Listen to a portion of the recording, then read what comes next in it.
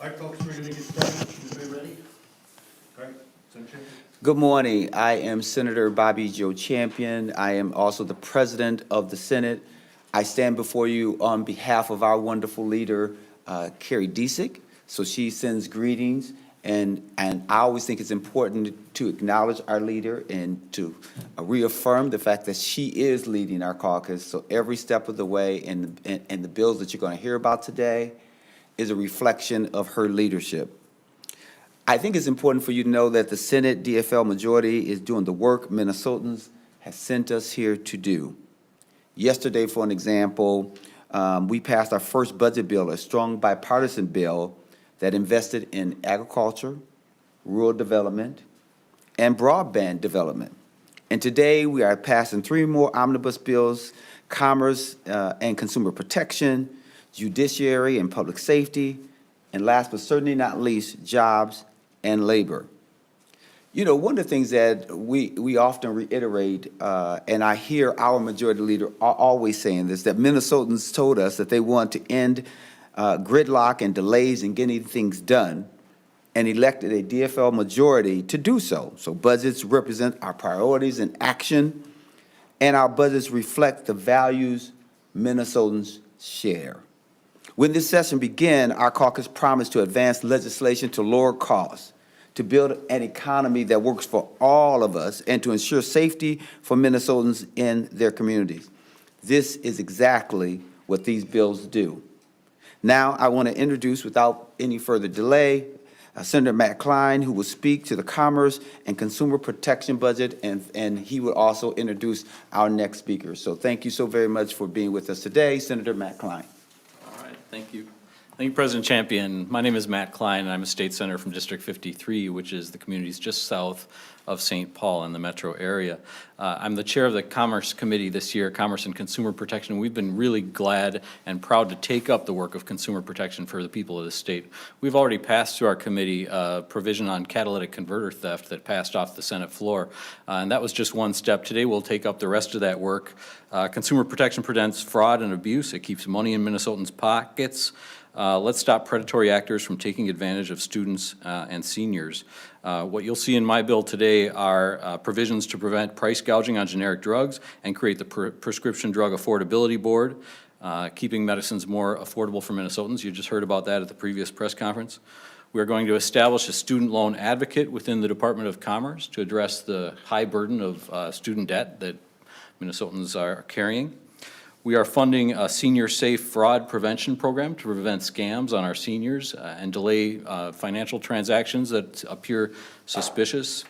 We are establishing a mental health parity and substance abuse accountability office to sort of drive our state forward in ensuring that mental health is treated on an equal plane with physical illness. And we are establishing an alternative to predatory lending and payday lending practices with the Exodus lending program. We're funding that this year. And so I'm proud that these initiatives will protect Minnesotans, keep money in Minnesotans' pockets, and I'm grateful to have the bill passed today. And with that, I will introduce Senator Jen McEwen. Is it right?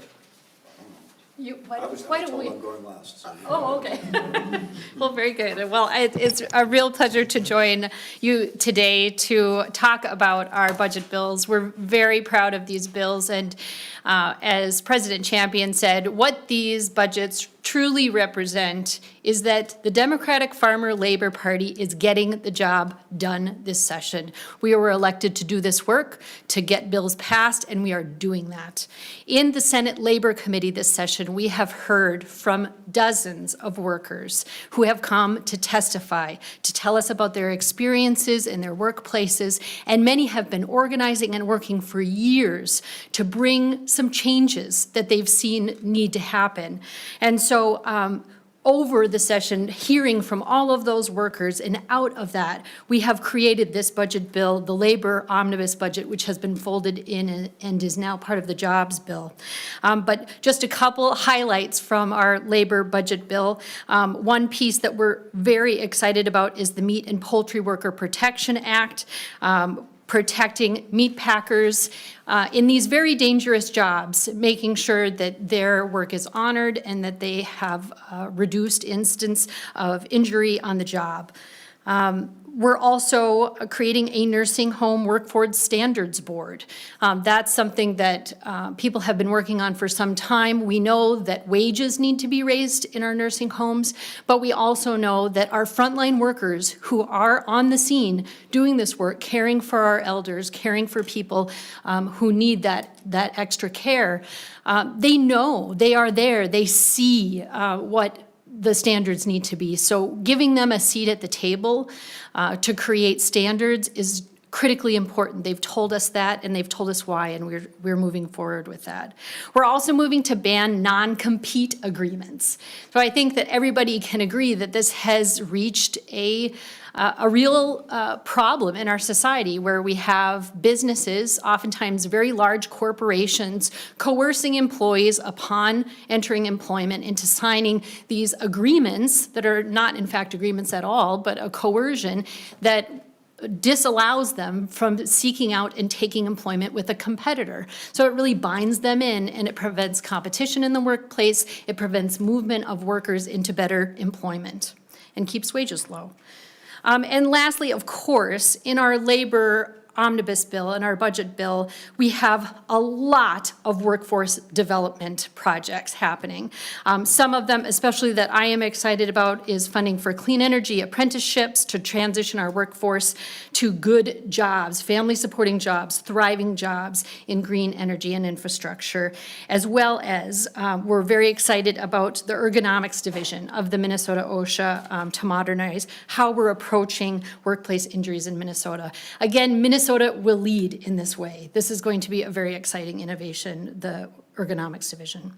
With that, I'll just, my closing comments is that the DFL really is the Democratic Farmer Labor Party. And it has been a real honor this session to hear from Minnesota workers and to carry out that tradition and to bring it forward into this session.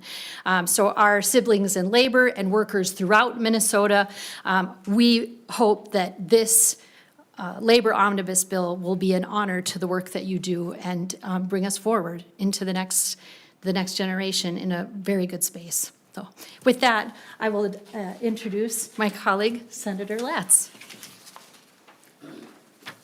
Thank you. I'm Ron Latz, Senator from St. Louis Park, District 46, Chair of the Judiciary and Public Safety Committee. We are making in this bill an $880 million funding investment that is going to bring significant advances in criminal justice, civil justice, public safety, and human rights. We really have four buckets or themed categories into which we're making these investments. They include preventing crime, being partners in public safety with our law enforcement and other justice partners, holding offenders accountable for their conduct, and supporting victims of crime. In the area of preventing crime, we are making game-changing and historic investments in youth intervention and in preventing recidivism. The only way we're going to bend the curve long-term toward reducing crime in our society is to identify and take care of those youth that are beginning to show signs of going down the wrong path, giving them the support that they need, the guidance that they need to change their course. We are going to be investing in community crime and violence prevention grants, in the Bureau of Criminal Apprehension, crime reduction strategies. Youth intervention programs is going to get a substantial influx, and there are going to be other grants as well, focusing on community and youth intervention. And we're also going to be reducing forensic evidence backlogs. In terms of being partners in public safety, we have funds in there for law enforcement recruitment and retention. We're going to be making massive funding investments in our public defender system and in our civil legal services so that the criminal justice system will work more smoothly and in a timely manner and will protect the constitutional rights of everyone who's involved in the system. We'll be giving full funding to the Department of Human Rights, which is almost historic. It's been many, many years since they haven't had the existence of the department or the scope of the department on the chopping block in this legislature. And we are not doing that to them this year. We're recognizing their value and importance, and we're funding them accordingly. And we are focusing also on first responders' mental health. These are the people that see the things that we have tasked them to handle on behalf of the rest of the community. We need them to be healthy and functioning well when they respond to the very worst scenes in our communities. We are also taking important steps to hold offenders accountable. We are funding violent crime investigation teams through the BCA. We are establishing grants for crisis response and criminal investigation. We're going to be increasing the funding for Minnesota courts to help them reduce their pandemic-related backlog, expand their treatment courts. We've got prosecutor training grants. And importantly, we have a couple of categories where we are increasing criminal penalties to more reflect the significance and seriousness of the conduct that is related to that. That includes bringing the fentanyl penalties, mostly sale crimes involving fentanyl, up to the heroin criminal penalty levels. That includes the organized retail crime or organized retail theft establishment and increased penalties there as well. And establishing higher penalties for burglary in public places where a person has been trespassed from entering a public space, and then they go in anyway and commit a theft, which we are defining as burglary, just as if they're going into a private home or a private business. We're also going to be supporting victims of crime in a much more robust way. We are creating the Missing and Murdered Black Women and Girls Office. We are supporting the Missing and Murdered Indigenous Relatives Office, including with a reward fund. We're going to be funding sexual assault exams across the state, so counties will no longer have to bear the financial responsibility of that, and victims of potential sexual assault crimes will not have to wait for such a long time or wonder whether their rape kits are going to be evaluated.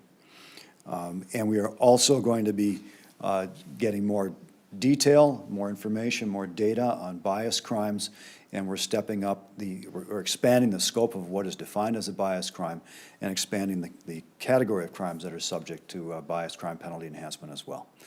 So the bottom line is we are making very substantial investments in the safety of our communities. It's a wide-ranging, well-balanced bill that includes everything from the intervention, the early intervention, the reducing recidivism for those who are leaving incarceration. As we know, 95% of our incarcerated persons will do. And we toughen our approach to holding offenders accountable as well. It's a wide-ranging, well-balanced bill, and I look forward, I'm very proud of this bill this year, and I'm looking forward to its passage today. Thank you. Well, first, let me say thank you to Senator Klein and Senator Latz and Senator McEwen, as you've heard about their bills. And as you know, aside from being president of the Senate, I'm also the chair of the Jobs Committee. And I've heard it once said that the best social program is a job and opportunity. And so the jobs budget bill was built on the idea that we wanted to create an economy that works for all Minnesotans. This bill does exactly that by creating jobs, growing our economy, and bolstering our workforce. A key part of this bill is equity. We are making targeted and thoughtful investments in communities of color, low-income communities, and places across greater Minnesota. Is balanced. This is about supporting all of Minnesota, no matter where you live, women, BIPOC Minnesotans, veterans, people with disabilities, folks from the cities and all across greater Minnesota stand to benefit from this legislation. We are focused on workforce issues, childcare, tourism, and manufacturing. We are positioning also Minnesota to be an industry leader in semiconductors, chips, and bio-industrial manufacturing. With investments in these industries, we are attracting hundreds of millions of dollars in both federal matching funds and private investments. This means jobs, good jobs with family-sustaining wages right here in our communities in Minnesota. In previous decades, policymakers have sent jobs across the pond or overseas. Those days are numbered. We want to begin to reinvigorate Minnesota as the leader in these areas. And so we'll continue to do those things, and we are proud of the work that we have done, the work we are doing, and the work we're going to continue to do in the future that benefits all Minnesotans. With that being said, we'll open it up for any questions that you might have from any of us standing here. So any questions? Hey, Senator Latz, can you just remind us what the path has been for the gun bills? Were they in the omnibus bill initially and then came out, or I can't exactly remember the exact sequence of events. Can you just remind us kind of, are those moving on their own aside from the omnibus and what the status is? Sure. There are basically three gun bills that are moving this session. One is the Extreme Risk Protection Order, or the red flag bill. One is the expansion of background checks, and the other is banning the Sears, the auto Sears. The background checks and the red flag bills have passed out of the Senate Judiciary and Public Safety Committee. They were re-referred to the Finance Committee, and that's where they are at this time. On the House side, they're on the floor. They're going to be part of their omnibus package when they pass that, is what I'm informed. So we are working on a plan to get all of it passed by the end of session, and I'm confident that we're going to be able to do that, and that's where it is at procedurally. And what influenced your decision to have those bills separate from an omnibus bill? Well, we're working on the strategy and the tactics for trying to get this all done across the finish line. Right now, we are still putting together all of our packages, and that's where we're at. And you've included funding for those bills should they pass? That's correct. There's funding in the omnibus bill that'll be on the floor today to cover both of those. The background check funding is more related just to aggregation of information. The red flag funding in there is principally to cover the cost of storage of any firearms that are retrieved by law enforcement agencies enforcing the red flag orders when they are made by the courts. But each of those provisions have a caveat in the budget bill that'll be on the floor today that says it's contingent funding upon passage of the underlying policy. Senator, does anyone else have, I don't need to. Anyway, Senator Republicans have a press conference later today about, what's the name exactly of the bill? It's the Rehabilitation and Reinvestment Act. And they have frustrations with the bill, saying it could reduce penalties or allow early release for juvenile prosecutions. Where the offender was tried as an adult, they're sort of tying it to the Mary Moriarty plea bargain decision and saying this is sort of another example of potentially letting people off the hook early for particularly heinous crimes. And they did attach a letter from the County Attorneys Association. At least in mid-March, they had some questions or concerns about it. I'm not sure where that stands at the moment. But can you just address, kind of, in your view, your justification for that bill, and do you think that it's risking public safety in any way, or will draw the same type of reaction as the Moriarty plea deal did? Well, boy, that's a real false equivalency. There is no connection whatsoever between an individual county attorney's decision on how to proceed with individual cases and a much broader initiative of the Department of Corrections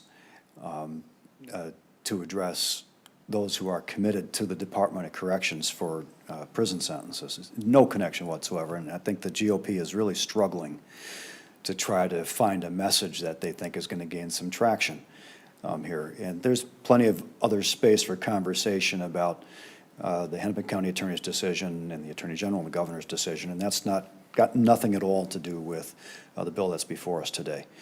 The Minnesota Rehabilitation Reinvestment Act, the MRRA, it also baffles me that the GOP has a problem with it, and I'll tell you why. The GOP, at least historically, has been pretty pro-free economy, capitalist, profit incentive based world. And the entire MRRA is premised upon creating incentives, a profit motive, if you will, to encourage people to better themselves before they get out into the community, and when they're out in the community, to behave themselves better. So the whole theory is to take people who are presently serving time in our prisons and who, under ordinary circumstances, would be released at about 2/3 of their executed sentence time. I mean, this is standard practice. This is the way the law is right now. And I say again, 95% of our incarcerated individuals will be released from prison back into the communities. And this gives them an incentive to do the things that will make themselves better people before they're released. That means to get their GED and to participate in education programs. That means to attend and successfully complete workforce training and skills training so they have the ability to get and keep a job when they get released.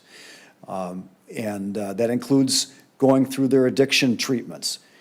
Something like 80% or more of the people in prisons have addiction problems. That's a big part of what led them to get there, and it's going to be a continuing problem when they get back into the community if they don't address it. So it's alcohol, drugs, also if they have mental health issues, and again, a massive percentage of people in our prisons have mental health issues, to get them to participate in the mental health programs that are available in prison. If they participate, are successful in these programs, the incentive is to reduce the amount of time that they remain in prison. That's a pretty big incentive for folks that are in there. It's not going to work for everyone, but it will work. It's evidence-based. We know it because we've seen it, the challenge incarceration program, the boot camp, if you will. That's just one example. And by the way, there's also funding in the program to expand that, or in our bill to expand that. So it gives them that incentive. The profit motive for them is that they get released earlier, down as low as 50% of their sentence instead of 66 2/3% of their sentence. And then when they're out in the community, they're going to have the same incentive-based program to reduce the length of their parole. So again, if they're doing what they're supposed to do in the community, they're getting a job, they're finding housing, they're engaging in pro-social activities, they're not reoffending, they're complying with all the rules of parole, they're staying in touch with their probation officers or the parole officers. If they're doing all of those things that they're supposed to be doing, they're going to be rewarded for that by reducing the length of time they're on parole. Anyone who has kids knows it's far more powerful to give them positive incentives to change their behavior, to have them behave properly, than it is to discipline them. That's just standard within the environment. Anyway, that's standard knowledge now. It wasn't 40 or 50 years ago, but it is now. So that's what this system does. These are, so someone who's sentenced to 20 years in prison, they're still getting a 20-year prison sentence. It's just instead of getting out in 13 and a half years, they might get out in 10 years, if they do all the things they're going to do to make themselves safer for our community and better, more productive citizens when they get back into the community. That's what it is. It baffles me why the GOP would find that problemac. Folks, we have senators that have to get to committee, so repeat around. And I'll make this last statement, the bill that has been put forward and the discussion that you just heard our chairperson talking about boils down to this. If someone doesn't want to accept the incentives, that they could find themselves doing the time that they have been commanded to do. Incentives are good, so thank you so very much. A quick question too. Do any of these bills have fee increases or other revenue raisers built in?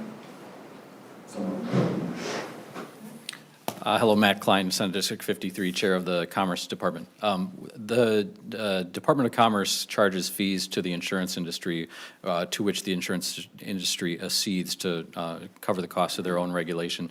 Those fees, in some cases, have not been increased since 1967, and at the very most recent, in the 1990s.